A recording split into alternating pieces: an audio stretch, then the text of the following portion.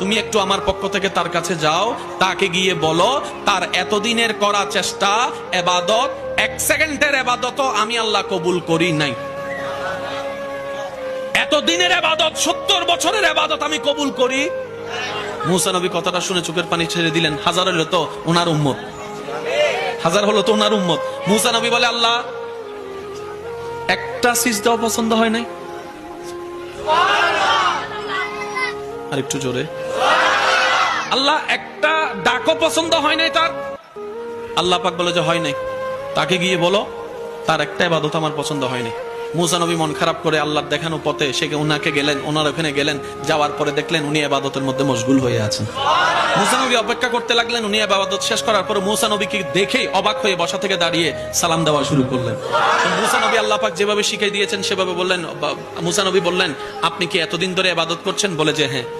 তা আপনি কেন আসলেন হো মুসা নবী? বলে যে আমি আসি নাই, আল্লাহ আমাকে পাঠিয়েছেন। আমি সবার একটু মনোযোগ চাচ্ছি, আল্লাহ আমাকে পাঠিয়েছেন। মুসা নবী বলে যে আল্লাহ আপনাকে আমার কাছে পাঠিয়েছেন? আল্লাহ আপনাকে আমার কাছে পাঠিয়েছেন?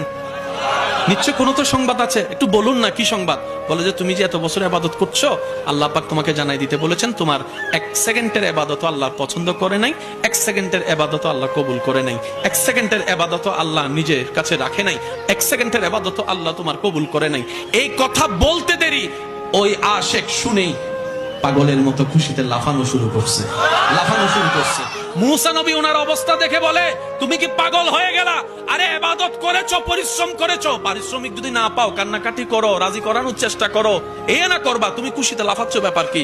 তখন উনি বলে, ও নবী মুসা, বেয়াদবি মাফ করবেন, আমি হচ্ছি বান্দা, তিনি আমার আল্লাহ, তিনি আদেশ দাতা, আমি গোলাম, গোলামি করে না আমার দায়িত্ব, আমার কাজ আমি করেছি, ওনার মন চাইলে কবুল করুক, মন চাইলে কবুল না করুক, এটা আমার দেখার বিষয় না, এটা আমার দেখার বিষয় না।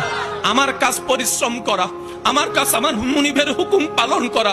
উনি বলেছেন ইবাদত করো, সাধ্য মতো চেষ্টা করেছি ইবাদত করার জন্য, কবুল করলো ওনার ইচ্ছা, না করলো ওনার ইচ্ছা। তবে আমি কেন এত খুশি হয়েছি জানেন? আমি কেন এত খুশিতে আত্মহারা হয়েছি জানেন? বান্দার তো কোনো অভাব নাই, ইবাদতকারীর তো কোনো অভাব নাই। এতগুলো বান্দার ভিতরে আমার রব কারো কাছে আপনাকে পাঠায় নাই, আমার কাছে পাঠিয়েছে, আমার কাছে পাঠিয়েছে। তার মানে আমার রবের রহমতের নজর আমার দিকে আছে। এর চাইতে বড় পাওয়ার কি হতে পারে বলেন? সুবহানাল্লাহ।